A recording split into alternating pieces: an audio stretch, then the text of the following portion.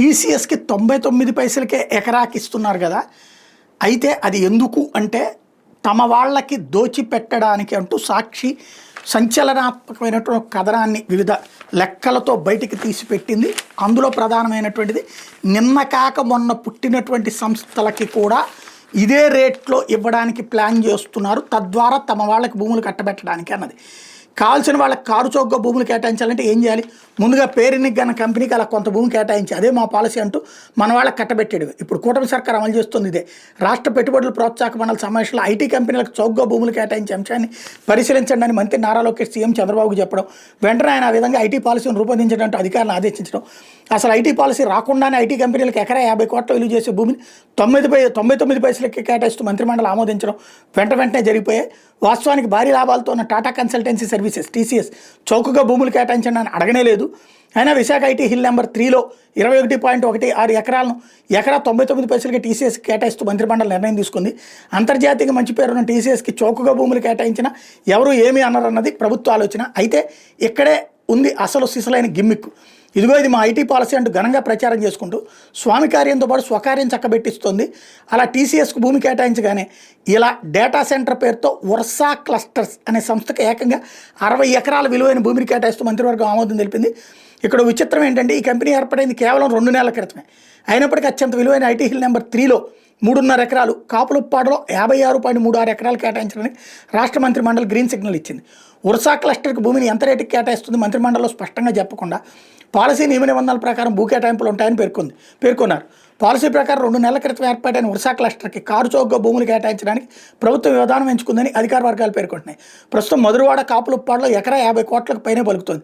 ఇంతటి ఖరీదైన భూములు తమ వారి చేత కంపెనీలు పెట్టించి భూములు కొట్టేసే విధంగా కుటుంబ సర్కారు ప్రణాళికలు వేస్తుందని పెద్ద ఎత్తున విమర్శలు వస్తున్నాయి. ఇప్పుడు టీసీఎస్కి ఇచ్చిన ప్రకారం ఎకరా 99 పైసలకి ఇస్తే సుమారు 3,000 కోట్ల విలువైన భూములు కేవలం 59 రూపాయలకి ఇచ్చే విధంగా ప్రభుత్వ ముఖ్య నేతలు ఎత్తుగడ వేశారంటున్నారు. ఫిబ్రవరి 12 హైదరాబాద్ కేంద్రంగా ఉర్సా క్లస్టర్స్ కంపెనీ ఏర్పడింది.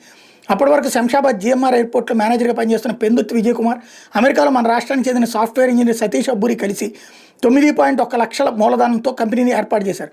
కేవలం 2 నెలల క్రితం, అది కూడా డేటా సెంటర్, ఐటీ కార్యాలయ నిర్వహణలో ఎటువంటి అనుభవం లేని వ్యక్తులు ఏర్పాటు చేసిన సంస్థకి ఇంత ఖరీదైన భూములు కేటాయిస్తున్న మీద పలు అనుమానాలు రేకెత్తున్నాయి.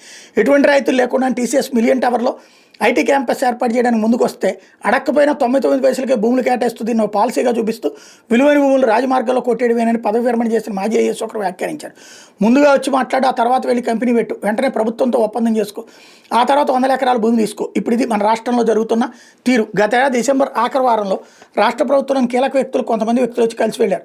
వెంటనే జనవరి 3న కోటి మూలధనంతో కాన్పూర్ ఆర్ఓసీలో ఇండీ చిప్ పేరిట కంపెనీ ఏర్పాటు చేశారు. ఆ వెంటనే జనవరి 11 ఏకంగా 14,000 కోట్లతో కర్నూలు జిల్లా ఓరకల్లో సెమీ కండక్టర్ తయారీ యూనిట్ ఏర్పాటు చేస్తున్నట్టు రాష్ట్ర ప్రభుత్వం ఒప్పందం కుదుర్చుకుంది.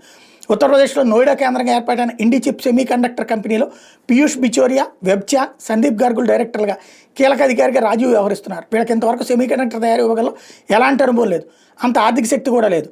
అయినప్పటికీ ఇప్పుడు ఓరకల్ పారిశ్రామిక నోట్లో అత్యంత విలువైన 100 ఎకరాలను ఇండీ చిప్కు అత్యంత చౌకగా కేటాయించనున్నారు. అలాగే 2 నెలల క్రితం ఏర్పడిన చింతా గ్రీన్ ఎనర్జీ తిరుపతి, సత్యసాయి జిల్లాలో సుమారుగా 10,000 కోట్ల పెట్టుబడి పెడుతుందని 5వ రాష్ట్ర పెట్టుబడుల ప్రోత్సాహక మండలి సమావేశంలో ఆమోదం తెలిపారు.